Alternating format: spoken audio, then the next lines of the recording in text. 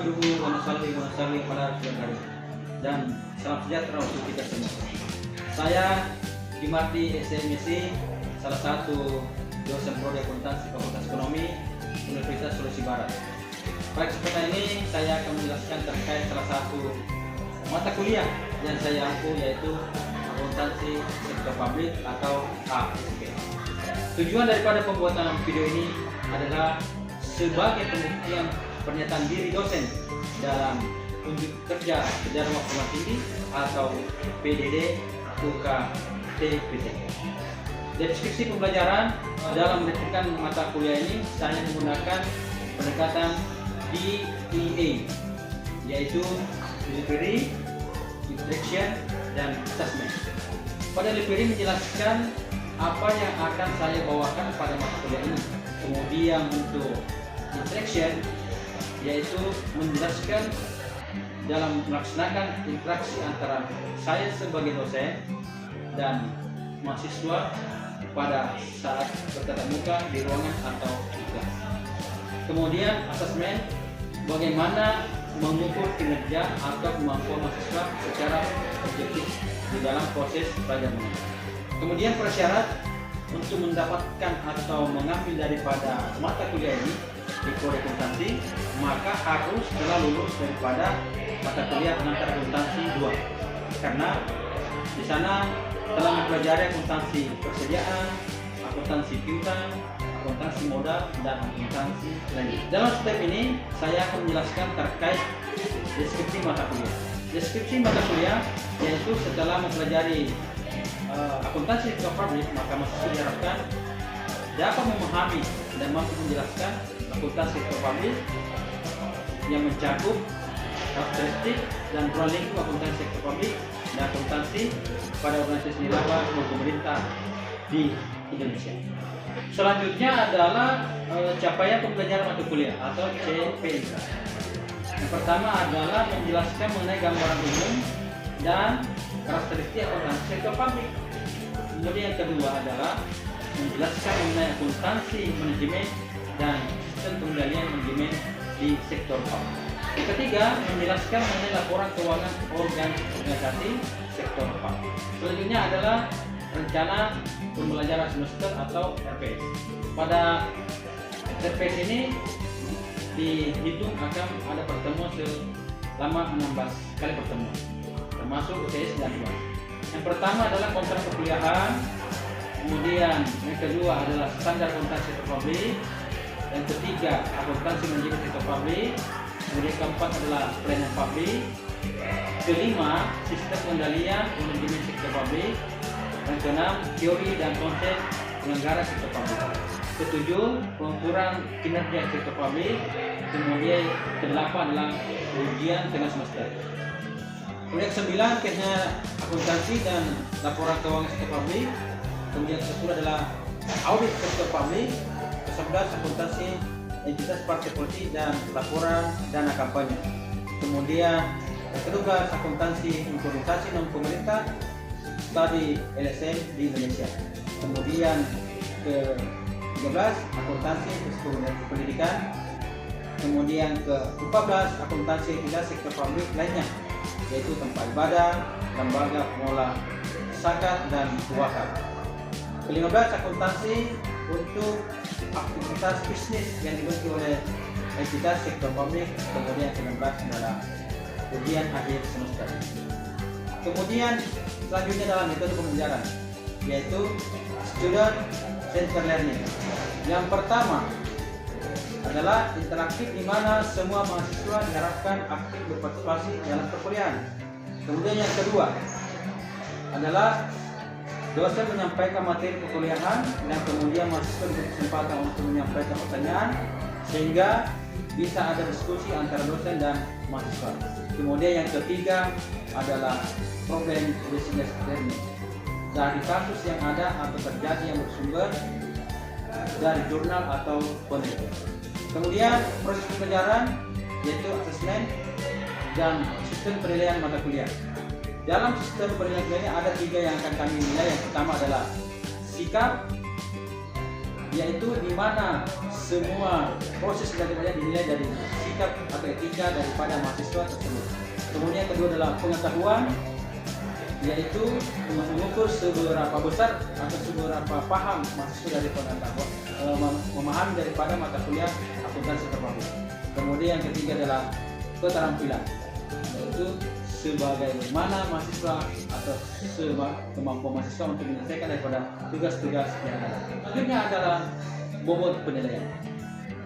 Bobot penilaian yang pertama adalah kehadiran 15%, kemudian keaktifan 24%, kemudian tugas 30%, ujian tengah semester 15%, dan ujian akhir semester 15%. Inilah tadi metode pembelajaran dengan metode delivery interaction assessment. Terakhir adalah video proses belajar di kelas dengan mata kuliah ASP. Selamat menyaksikan. Assalamualaikum warahmatullahi wabarakatuh. Waalaikumsalam warahmatullahi wabarakatuh. Semangat pagi. Alhamdulillahirobbilalamin. Wabillahi nasta'in wa bihi sallallahu Muhammadur Rasul dan bila sumbangan nabi. Ya, pertama-tama kita sebelum melakukan daripada perkuliahan pada hari ini, maka saya terlebih dahulu memimpin doa sesuai dengan janji kita masing-masing. Semoga apa yang kita lakukan pada hari ini mendapat dari Allah Subhanahu wa taala. Doa dimulai.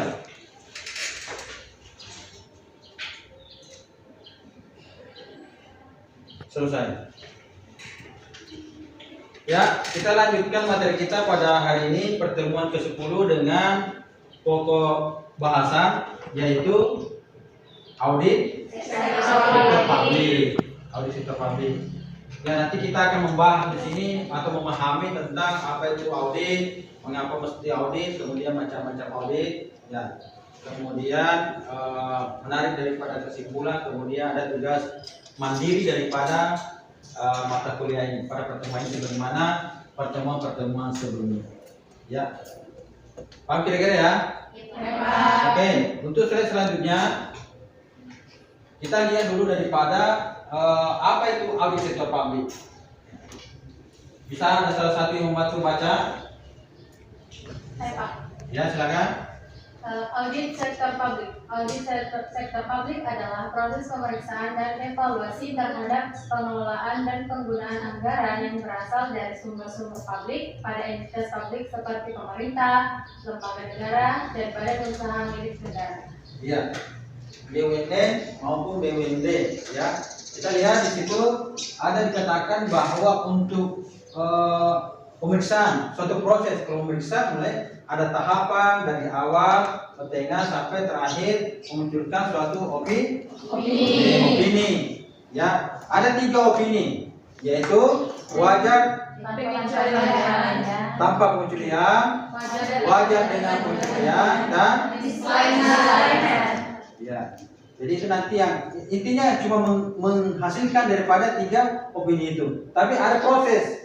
Ada proses pertama, kedua, ketiga, selanjutnya. Ya, selanjutnya siapa lagi? Poin kedua. Ya, tujuan audit sektor publik.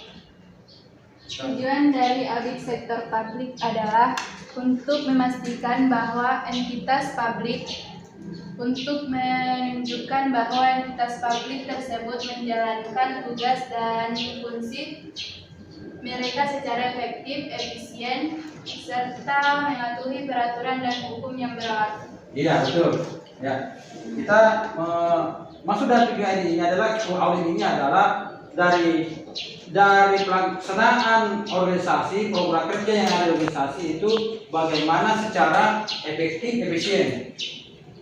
Tahu efektif, efisien? Ya. Ya, tercapai, kemudian tepat sasaran, kemudian apa? Ada efisien. Ya, efisien itu tidak terlalu lama mencapai daripada target. Jangan terlalu lama. Memang dia IPK-nya 4,00 tapi selesainya 6 tahun. Nah, tidak efektif, tidak efisien.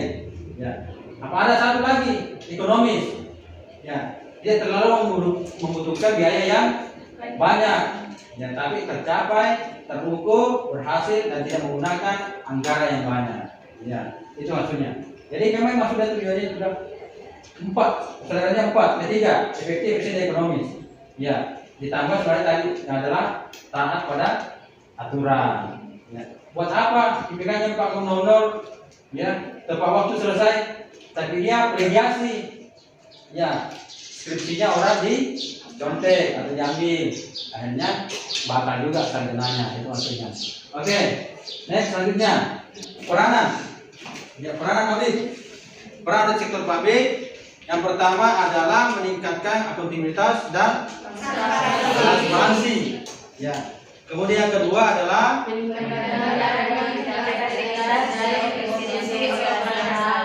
kemudian ketiga ya, yang keempat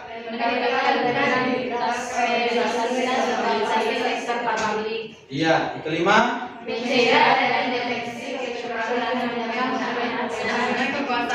ya, yang paling penting adalah mendeteksi daripada kecurangan, ya, atau bahasa Mandarnya fraud, ya.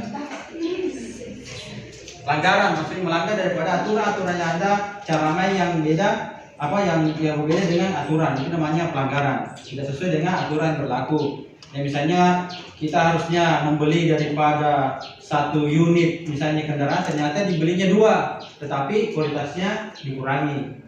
Ya, oke. Jadi untuk memiliki daripada pengelolaan organisasi sektor publik yang baik, memang perlu yang namanya pengawasan atau audit. Ya, harus ada di audit. Ya. Oke, selanjutnya, slide selanjutnya.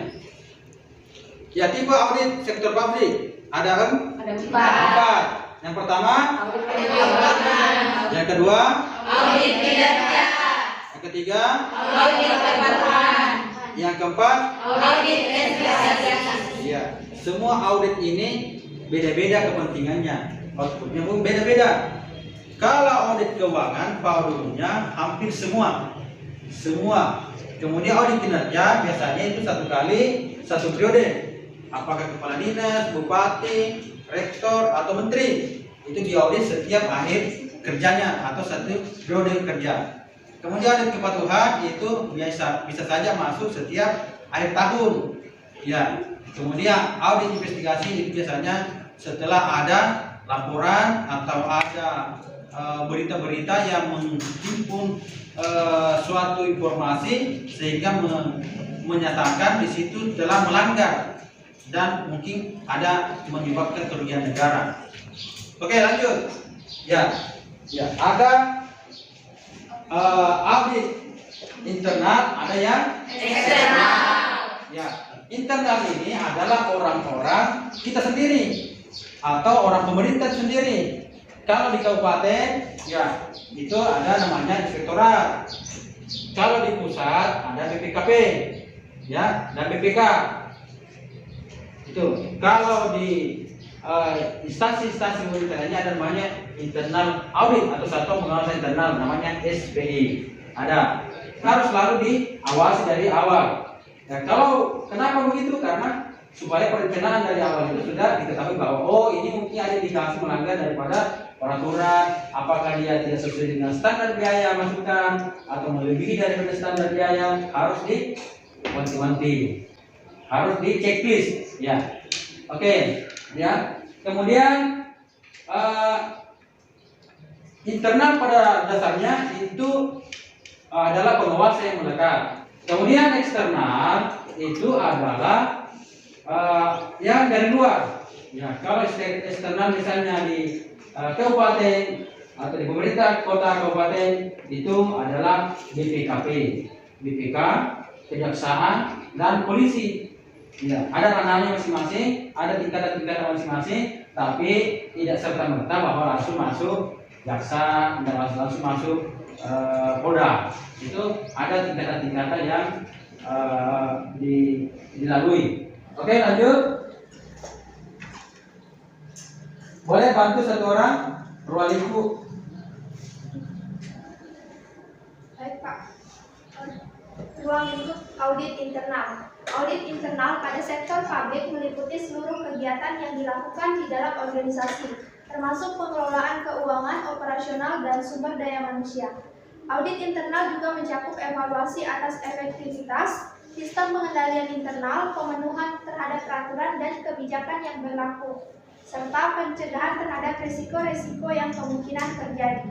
Itu di internal audit tadi bukan cuma hanya melihat dari laporan keuangan, tetapi melihat daripada aturan-aturan yang berlaku.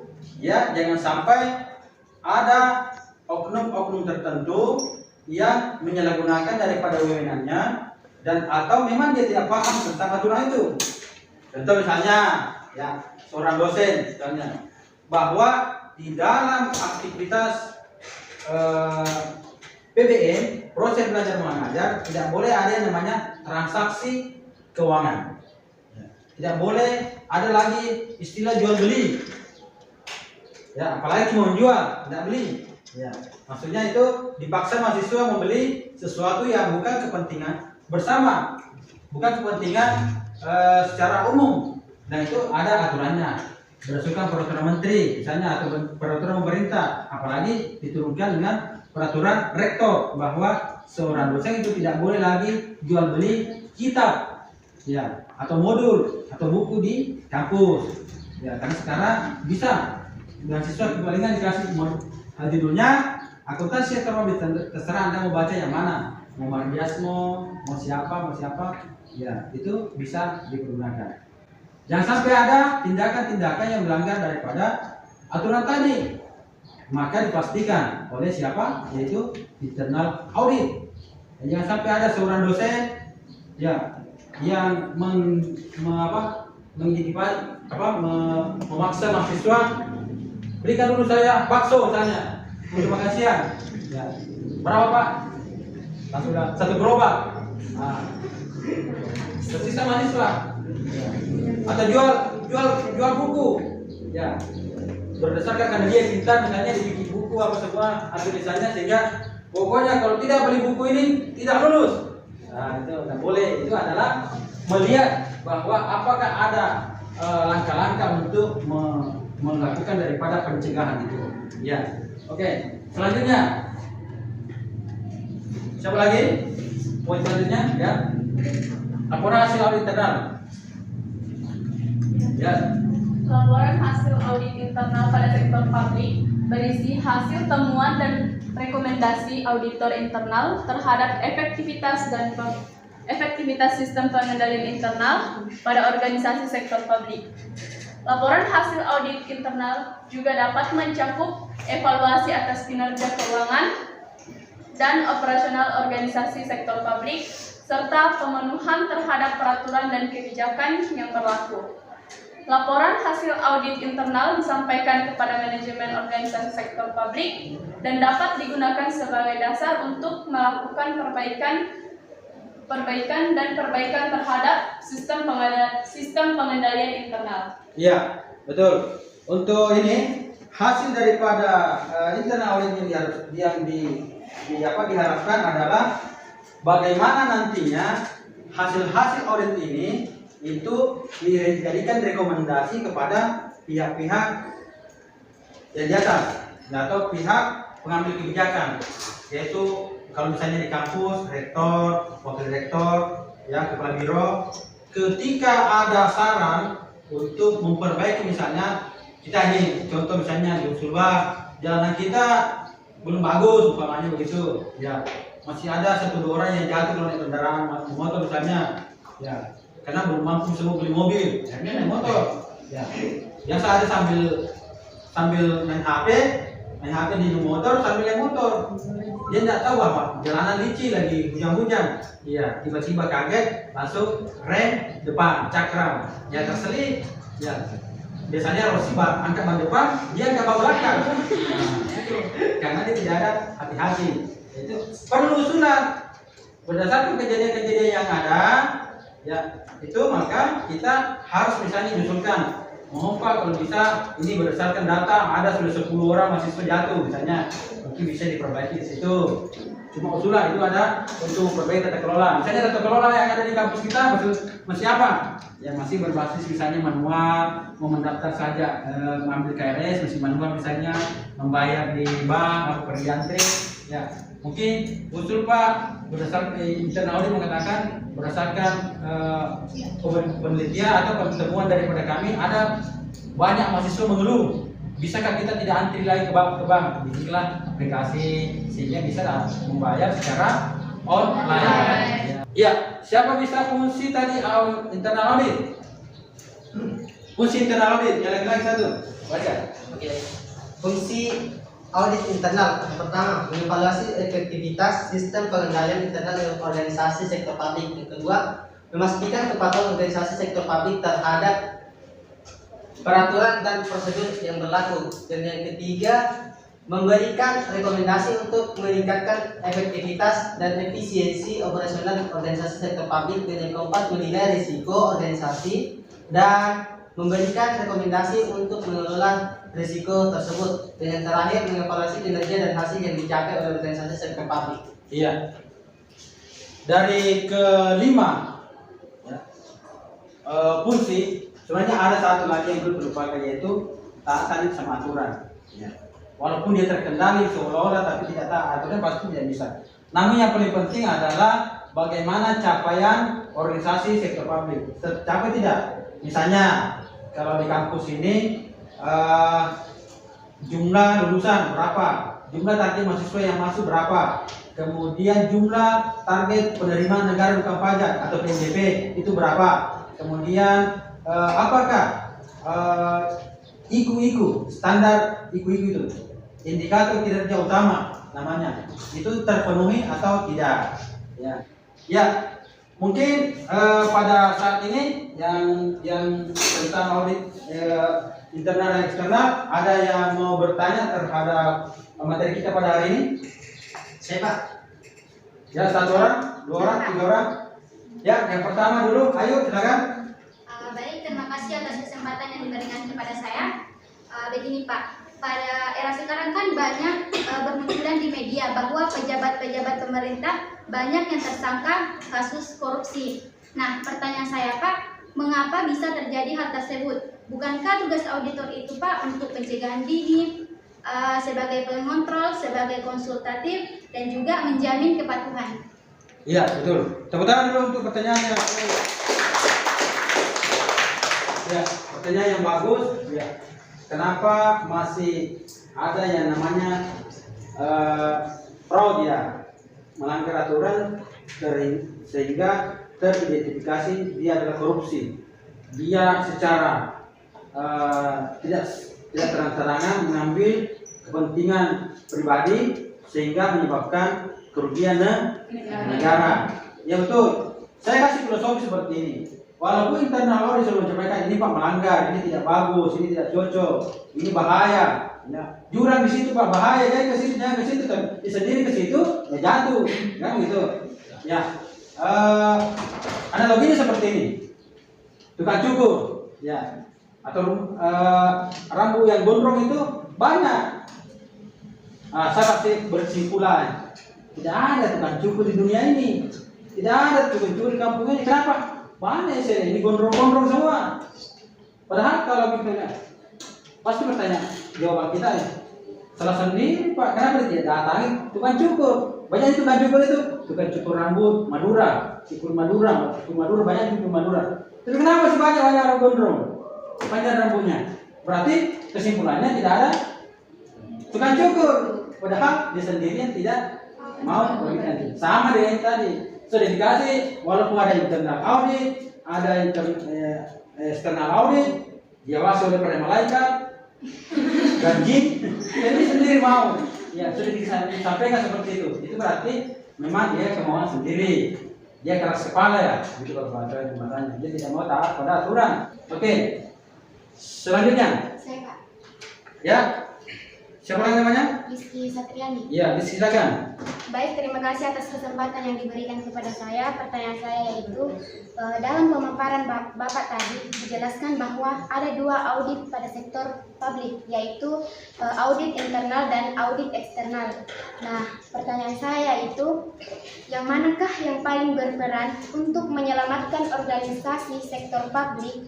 Apakah internal audit atau eksternal audit? Iya, bagus sekali, dari tepuk tangan dulu. Ya, kalau berbicara sama peranan atau yang jaminan, bahwa sebenarnya sama-sama, peranannya sama. Tetapi kalau secara yang paling ini berarti itu pasti audit internal. Kenapa? Karena dari awal dia lebih paham dari perencanaan, ya, dari pelaksanaan, dari pelaporan. Dia harus menguasai dari awal. Karena nanti internal audit yang saya audit baru masuk yang namanya audit eksternal. Eksternal itu biasanya juga berkoordinasi dengan internal audit dulu, baru bisa melaksanakan audit selanjutnya. Ya, saya kira begitu ya. Ada satu lagi. Saya Pak. Oke. Oke, baik, perkenalkan nama saya Linamli. Pertanyaan saya itu Pak, mengapa pemerintah harus diaudit? Bukankah telah ada aturan yang mengatur segala proses mulai dari perencanaan sampai dengan pelaporan yang dilaksanakan setiap prodi atau setiap tahun? Ya, setiap prodi ya ada aturan ya, bahwa ada standar biaya. Tidak boleh melebihi, misalnya kalau beli BBM itu tidak boleh sekian liter, kalau mobilnya misalnya sekian. Kalau mobil dinas itu standarnya eselon 2 adalah mobil Porto misalnya. Ya, tidak boleh yang di atasnya. Ya, tapi dia melakukan hal itu. Ya, pasti namanya organisasi itu perlu namanya kontrol. Audit ini sebenarnya adalah kontrol. Ibaratnya seperti ini. Sebuah mobil, tahu mobil? Ya, yang bulat bannya. Ya. Itu mobil ketika kita semua naik di atas mobil, ya. Anggaplah organisasi itu seperti itu. Kita naik di mobil, sehingga untuk membuktikan bahwa organisasi ini jalan, berarti itu mobil bergerak. Tetapi ketika mobil bergerak, siapa yang tahu menyala lampu remnya atau tidak? Pasti orang lain. Ya, yang punya bidang itu. Makanya biasanya itu untuk menyelamatkan organisasi ini biasanya dipanggil audit. Berbagai lihat dulu saya punya apa betul atau tidak. Ya, dari beberapa tadi yang kami sampaikan ini atau kita bahas tadi ini, siapa yang bisa simpulkan? Oke, atas nama siapa? Putri Musa, Pak. Oke, Putri Musa, silakan. Oke, baik. Kesimpulan yang dapat saya ambil dari penjelasan Bapak tadi ada 3 poin. Pertama, audit sektor publik itu sangat penting. Mengapa? Agar dari awal sudah bisa terdeteksi titik-titik mana yang rawan terjadi fraud. Kedua, untuk mencapai pelaksanaan pada pemerintahan yang akuntabel, maka diperlukan audit baik internal maupun eksternal. Ketiga, dengan adanya kegiatan audit yang berkesinambungan di sektor publik, maka akan menurunkan dan bahkan menghilangkan peluang terjadinya fraud dan penyimpangan. Oke, tepuk tangan dulu untuk Musa. Oke, karena pertemuan kita telah berakhir, maka yang tugas terakhir pertemuan hari ini adalah pemberian tugas. Ya, seperti pertemuan sebelumnya, tugas mandiri, yaitu membuat makalah sebanyak 5 dengan materi pada hari ini yaitu audit sektor publik. Dan batas pengumpulannya yaitu pertemuan selanjutnya. Pertemuan selanjutnya kita akan menerima daripada tugas-tugas ini. Oke, saya kira demikian ya. Kalau ada yang benar saya sampaikan, itu datanya dari Allah Subhanahu Wa Taala. Kalau ada yang kurang, itu dari saya sebagai biasa yang tidak luput dari kesalahan. Olehnya kiranya mohon dimaafkan ya atas segala perhatiannya. Saya ucapkan terima kasih. Wabillahi taufiq wal hidayah. Assalamualaikum warahmatullahi wabarakatuh. Waalaikumsalam warahmatullahi wabarakatuh. Semangat pagi.